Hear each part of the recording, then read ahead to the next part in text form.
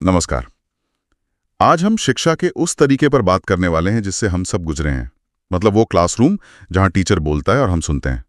हमारे हाथ में शिव नारायण का एक रिसर्च पेपर है जिसका शीर्षक है कक्षा में मौखिक शिक्षण, टॉकिंग स्कूल की गतिशीलता का एक अध्ययन। और ये जो पेपर है ये एक बहुत ही बुनियादी सवाल पूछता है, क्या ये जो सदियों से लेक्चर वाला सिस्टम चला आ रहा है ये सच में हमारे दिमाग में ज्ञान को टिकाने का सबसे अच्छा तरीका है, या हम बस एक रस्म निभा रहे हैं? और देखिए, ये सवाल सिर्फ किताबी नहीं है, इसका सीधा असर इस बात पर पड़ता है कि हम कितना सीख पाते हैं, कितना याद रख पाते हैं, और यहाँ तक कि क्लास में हमारा व्यवहार कैसा होता है। तो आज हमारी कोशिश यही समझने की है कि इस पारंपरिक मॉडल की असल सीमाएं क्या हैं और क्या इसका कोई बेहतर विकल्प है, जैसा कि इस पेपर में बताया गया है। तो चलिए इस विषय की परतों को खोलते हैं। ये स्टडी दो बहुत ही अलग तरह के स्कूलों की तस्वीर खींचती है। एक है टॉकिंग स्कूल और दूसरा है ब्रेन स्पेस स्कूल। नाम से ही थोड़ा बहुत अंदाजा तो लग रहा है, लेकिन पहले समझते हैं कि यह टॉकिंग स्कूल आखिर है क्या। मुझे लगता है यह हम सबके लिए बहुत जाना पहचाना होने वाला है। तो जैसा कि नाम से ही जाहिर है, टॉकिंग स्कूल वो पारंपरिक क्लासरूम है जहां टीचर का भाषण ही मतलब शिक्षा का मुख्य जरिया है। टीचर लेक्चर देते हैं, छात्र सुनते हैं और अगर ध्यान रहा तो नोट्स लेते हैं। मुझे तो अपना स्कूल का वक्त याद आ गया। बिल्कुल बिल्कुल, हम सब इसी माहौल में पढ़े हैं। यहाँ ज्ञान का जो बहाव है वो एक तरफा होता है, टीचर से छात्र की तरफ। ये पेपर इसे शिक्षक केंद्रित मतलब टीचर सेंट्रिक मॉडल कहता है। इसका मतलब ये है कि टीचर ही ज्ञान का केंद्र है, वही मुख्य स्रोत है, और सारा ध्यान सिलेबस खत्म करने, पाठ पूरा करने और काम निपटाने पर होता है।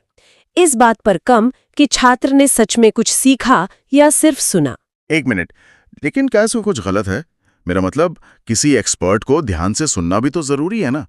अगर कोई फिजिक्स का प्रोफेसर ब्लैक होल के बारे में बता रहा है तो मैं तो चाहूंगा कि वो बोले और मैं सुनूं। आपका सवाल बहुत वाजिब है। सुनना गलत नहीं है, लेकिन ये पेपर तर्क देता है कि सिर्फ सुनना सीखने का सबसे अधूरा तरीका है। इसमें एक बड़ी दिलचस्प बात सामने आती है, वो ये कि टॉकिंग स्कूल में शिक्षक का जो ब्रेन सर्किट है वो तो बहुत ज्यादा एक्टिव होता है, क्योंकि वो सोच रहे हैं, बोल रहे हैं, समझा रहे हैं। लेकिन छात्र का दिमाग ज्यादातर समय वो एक निष्क्रिय श्रोता, एक पैसिव लिसनर बना रहता है। उसका दिमागी जुड़ाव बहुत सतही होता है। अच्छा, तो ये निष्क्रिय सुनने वाली बात ही असली जड़ है। यहीं पर ये विश्लेषण और गहरा होता है। पेपर का तर्क है कि सिर्फ सुनकर सीखना कई समस्याओं से भरा है। ऐसा क्यों है? ये तो सबसे सीधा तरीका लगता है। हाँ, देखने में सीधा लगता है, पर दिमागी प्रक्रिया के लिए ये बहुत जटिल और बेअसर हो सकता है। लेखक इसकी कई कमजोरियों पर रोशनी डालते हैं। सबसे पहली और सबसे बड़ी समस्या है कॉग्निटिव लोड की, मतलब संज्ञानात्मक भार। कॉग्निटिव लोड, ये थोड़ा तकनीकी लग रहा है। आसान भाषा में इसका क्या मतलब है? इसे ऐसे समझिए जैसे हमारे दिमाग की रैम बहुत लिमिटेड है। अगर कोई टीचर 40 मिनट तक लगातार लेक्चर देता रहे तो ये वैसा ही है जैसे आप एक छोटे से USB ड्राइव में बहुत तेजी से एक बड़ी मूवी फाइल डालने की कोशिश कर रहे हों। एक पॉइंट के बाद क्या होगा? सिस्टम हैंग हो जाएगा। दिमाग नई जानकारी को प्रोसेस करने के बजाय उसे गिराना शुरू कर देता है। पहली 10 मिनट की बातें शायद याद रहें, आखिरी 10 मिनट की शायद ही याद रहेंगी। वाह, ये तो बिल्कुल सही उदाहरण है। क्लास के आखिरी पलों में तो ध्यान पूरी तरह भटक जाता था। ठीक वही होता है। दूसरी समस्या ये है कि ये निष्क्रिय सीखने की आदत डालता है। छात्र जानकारी का उपभोक्ता मतलब एक कंज्यूमर बन जाता है, निर्माता नहीं। वो शिक्षक की आवाज, उनके दिए गए नोट्स और उनके एक्सप्लेनेशन पर पूरी तरह निर्भर हो जाता है। खुद से ज्ञान को खोजने, उसे जोड़ने और समझने की कोशिश ही नहीं करता। और शायद इसीलिए रटने की आदत पड़ती है। बिल्कुल। और यहीं पर तीसरा और सबसे अहम बिंदु आता है। इस तरह से मिला ज्ञान अक्सर अस्थायी होता है। इस पेपर में एक बहुत शक्तिशाली लाइन है, verbal knowledge transfer is immediate but short lived. मतलब मौखिक ज्ञान तुरंत तो मिल जाता है, पर ज्यादा देर टिकता नहीं है। ये परीक्षा से पहले की रात में रटने जैसा है। परीक्षा दी और अगले हफ्ते सब साफ। अरे, इस पेपर में एक और चौंकाने वाली बात कही गई है। ये कहता है कि ये तरीका अलग अलग सीखने की शैलियों यानी लर्निंग स्टाइल्स का बिल्कुल भी समर्थन नहीं करता है। ये तो बहुत बड़ी कमी है। इसका मतलब तो ये हुआ कि हमारी आधी से ज्यादा क्लास शायद असल में कुछ सीख ही नहीं रही थी, बस समय काट रही थी। ये सोचकर ही अजीब लगता है ना। ये सिस्टम मुख्य रूप से उन छात्रों के लिए काम करता है जो ऑडिटरी लर्नर्स हैं, मतलब जिन्हें सुनकर सीखना पसंद है। लेकिन उन छात्रों का क्या जो विजुअल लर्नर्स हैं, यानी जो देखकर बेहतर समझते हैं, या जो किनेस्थेटिक लर्नर्स हैं जिन्हें कुछ करके सीखने की जरूरत होती है, उनके लिए सिर्फ लेक्चर सुनना एक संघर्ष है, सजा जैसा। वे बेचैन हो जाते हैं, उनका ध्यान भटकता है और फिर उन पर कमजोर छात्र का ठप्पा लगा दिया जाता है। और ये मिरर न्यूरॉन्स वाली बात क्या है? पेपर में इसका भी जिक्र है कि नकल करने वाला व्यवहार बढ़ जाता है। हाँ, ये एक सूक्ष्म लेकिन गहरा असर है। जब क्लास का माहौल सिर्फ भाषण पे केंद्रित होता है और दिमागी कसरत कम होती है, तो छात्र ज्ञान बनाने के बजाय अनजाने में दूसरी चीजों की नकल करने लगते हैं। जैसे टीचर के बोलने का अंदाज, उनके हाव भाव, या फिर अपने बगल वाले दोस्त का व्यवहार। उनका दिमाग कुछ तो करना चाहता है, तो वो नकल करने लगता है। ध्यान सीखने से हटके इन बाहरी चीजों पर चला जाता है। सुनकर ही लग रहा है कि ये तरीका कितना थकाऊ और बेअसर हो सकता है, खासकर उन छात्रों के लिए जिन्हें सुनकर सीखना पसंद नहीं। तो जाहिर है इसका कोई तो हल होगा। ये शोध पत्र हमें किस दिशा में ले जाता है? यहीं से ये पत्र एक बहुत ही आकर्षक विकल्प पेश करता है, जिसे वो ब्रेन पेज स्कूल कहता है। ये टॉकिंग स्कूल का ठीक उल्टा है। ये एक छात्र केंद्रित या स्टूडेंट सेंट्रिक मॉडल है। यहाँ सारा जोर निष्क्रिय सुनने पर नहीं, बल्कि सक्रिय जुड़ाव पर है। सक्रिय जुड़ाव मतलब छात्र खुद कुछ कर रहे हैं? हाँ, बिल्कुल। इस मॉडल की बुनियाद इस विचार पर रखी गई है कि असली और टिकाऊ सीखना तब होता है जब छात्र खुद ज्ञान का निर्माण करते हैं, जब वे जानकारी को सिर्फ सुनते नहीं बल्कि उसे प्रोसेस करते हैं, उसके साथ खेलते हैं और उसके साथ सार्थक संबंध बनाते हैं। यहाँ शिक्षक लेक्चरर नहीं बल्कि एक सूत्रधार, एक फैसिलिटेटर या मेंटर होता है। वो रास्ता दिखाता है, संसाधन देता है, लेकिन गाड़ी छात्र को खुद चलानी होती है। ये तो सीखने की पूरी परिभाषा ही बदल देता है। जबकि लर्नोग्राफी ब्रेन पेज स्कूल की प्रणाली है। एक में आपको सिखाया जाता है, दूसरे में आप सीखने की कला सीखते हैं। सक्रिय जुड़ाव और ज्ञान का निर्माण, ये शब्द सुनने में तो बहुत अच्छे लगते हैं, लेकिन असल क्लासरूम में इसका मतलब क्या है? कोई छात्र ज्ञान का निर्माण कैसे कर सकता है? ये पेपर कुछ ठोस तरीकों के बारे में बताता है। हाँ, और यही इस मॉडल का दिल है। ये सिर्फ किताबी बातें नहीं हैं। सबसे महत्वपूर्ण कॉन्सेप्ट है मोटर साइंस का इस्तेमाल। Motor science? इसका सीखने से क्या लेना देना? ये तो गाड़ियों या मशीनों जैसा लग रहा है। बहुत गहरा लेना देना है। असली सीखना तब होता है जब हमारा संज्ञानात्मक ज्ञान, मतलब कॉग्निटिव नॉलेज, यानी जो हम सोचते हैं, वो मोटर ज्ञान, मोटर नॉलेज में बदल जाता है। यानी जब हमारा शरीर उस प्रक्रिया में शामिल हो जाता है, पढ़ने की क्रिया, लिखने की क्रिया, चित्र बनाने की क्रिया। जब आप अपने हाथ से कुछ लिखते हैं तो आप सिर्फ जानकारी रिकॉर्ड नहीं कर रहे होते, आप अपने दिमाग में उस जानकारी के लिए एक मजबूत न्यूरल रास्ता बना रहे होते हैं। अच्छा, तो नोट्स बनाना सिर्फ याद रखने के लिए नहीं है, बल्कि दिमाग में ज्ञान को छापने के लिए है। बिल्कुल। इस पेपर में मोटर फिंगर मैपिंग का खास तौर पर जिक्र है, जहां पेंसिल की ताकत का इस्तेमाल करके ज्ञान को दिमाग में अंकित किया जाता है। लिखने की क्रिया आपके दिमाग और उंगलियों के बीच एक सीधा कनेक्शन बनाती है।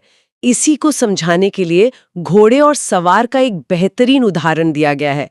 एक अच्छा घुड़सवार सिर्फ घोड़े पर बैठता नहीं है, वो अपने शरीर, अपने वजन और अपनी हरकतों से घोड़े के साथ संवाद करता है। ये एक सक्रिय दो तरफा ज्ञान का हस्तांतरण है। सीखना भी ऐसा ही होना चाहिए, सक्रिय और गतिशील। ये तो सोचने का बिल्कुल नया तरीका है। और ये ब्रेन पेज मॉड्यूल क्या है?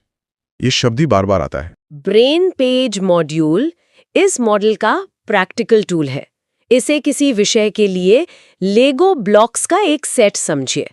हर ब्लॉक एक जरूरी जानकारी है और छात्र इन ब्लॉक्स को खुद जोड़कर पूरी तस्वीर बनाता है, बजाय इसके कि उसे बनी बनाई तस्वीर थमा दी जाए। ये ज्ञान को बनाने की प्रक्रिया है, सिर्फ देखने की नहीं।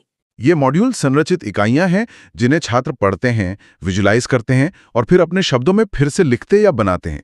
तो ये सिर्फ रटना नहीं है, बल्कि जानकारी को व्यवस्थित करना और उसका एक मानसिक नक्शा बनाना है। एकदम सही।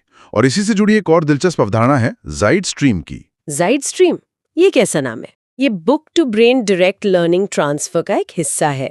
ये विचार असल में ज्ञान के लिए एक पाइपलाइन बनाने जैसा है। कल्पना कीजिए कि किताब में जो ज्ञान है वो एक झील है। पारंपरिक टॉकिंग स्कूल में शिक्षक उस झील से बाल्टी में पानी भर कर लाता है और आपको देता है। पानी उतना ही मिलता है जितना बाल्टी में आता है और जैसा शिक्षक देता है।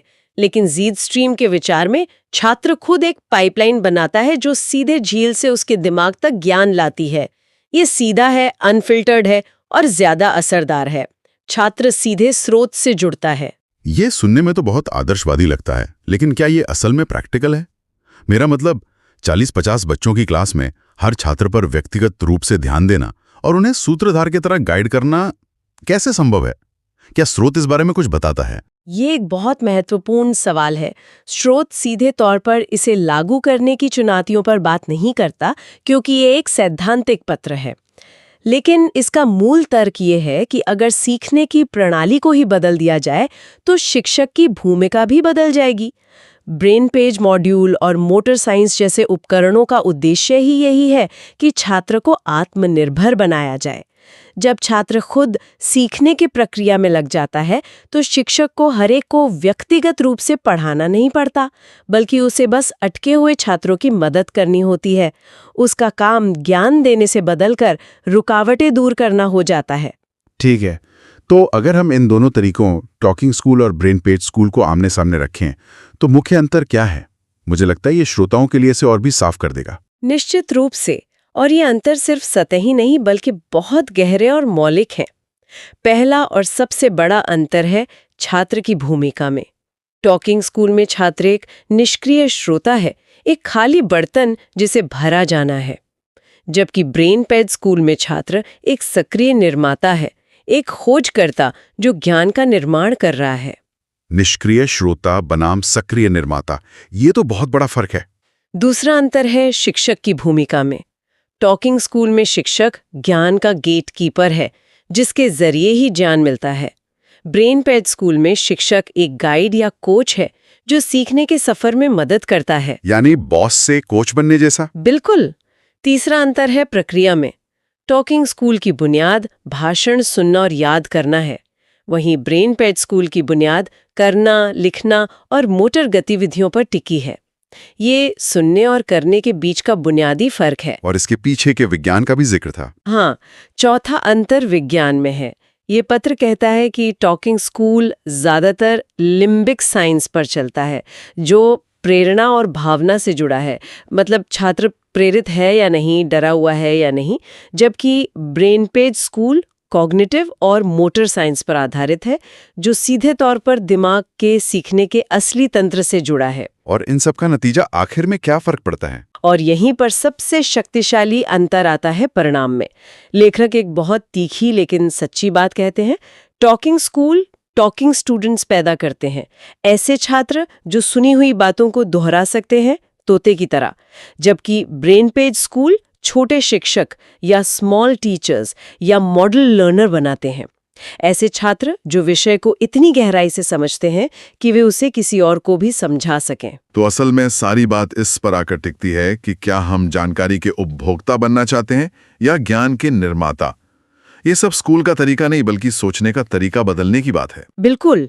एक मॉडल आपको रटना सिखाता है, दूसरा आपको सोचना सिखाता है।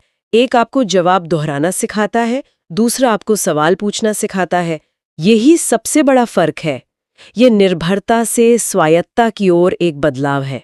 ये इस विश्वास पर आधारित है कि हर छात्र में सीखने की असीम क्षमता होती है, बस उसे सही उपकरण और माहौल देने की जरूरत है। ये पूरी चर्चा शिक्षा को देखने का एक बिल्कुल अलग नजरिया पेश करती है। ये सिर्फ तरीकों में बदलाव की बात नहीं है, बल्कि ये सीखने की पूरी धारणा को ही बदलने की बात है कि असल में सीखना होता क्या है। सही कहा। और इसी से जुड़ा इस स्रोत में एक बहुत ही क्रांतिकारी विचार छिपा है, जिस पर श्रोताओं को जरूर सोचना चाहिए। बताइए, क्या है वो विचार? लेखक एक जगह कहते हैं, और ये लाइन इस पूरे शोध का सार हो सकती है, वास्तव में स्कूल प्रणाली में शिक्षण आवश्यक नहीं है। छात्र के मस्तिष्क का कार्यतंत्र ज्ञान हस्तांतरण प्रणाली के लिए महत्वपूर्ण है। एक मिनट, शिक्षण आवश्यक नहीं है, ये तो बहुत बड़ी बात है। इसका क्या मतलब हुआ? इसका मतलब ये है कि अगर हम सिखाने पर ध्यान केंद्रित करने के बजाय सीखने के लिए एक प्रभावी प्रणाली बनाने पर ध्यान दें तो शिक्षण की जरूरत ही खत्म हो सकती है। अगर छात्र को सीधे स्रोत से ज्ञान निकालने और उसे अपने दिमाग में मोटर साइंस के जरिए स्थापित करने का तरीका सिखा दिया जाए तो सीखना एक स्वाभाविक प्रक्रिया बन जाएगी। तो विचार करने के लिए अंतिम प्रश्न ये है, अगर ज्ञान हस्तांतरण का एक ऐसा प्रभावी मोटर आधारित सिस्टम बनाया जा सकता है तो क्या सीखना एक ऐसी प्राकृतिक क्षमता बन सकता है जिसे बस सुविधा देने की जरूरत है, सिखाने की नहीं? ठीक वैसे ही जैसे एक बीज को उगने के लिए बस मिट्टी, पानी और धूप की जरूरत होती है, किसी को उसे उगना सिखाना नहीं पड़ता।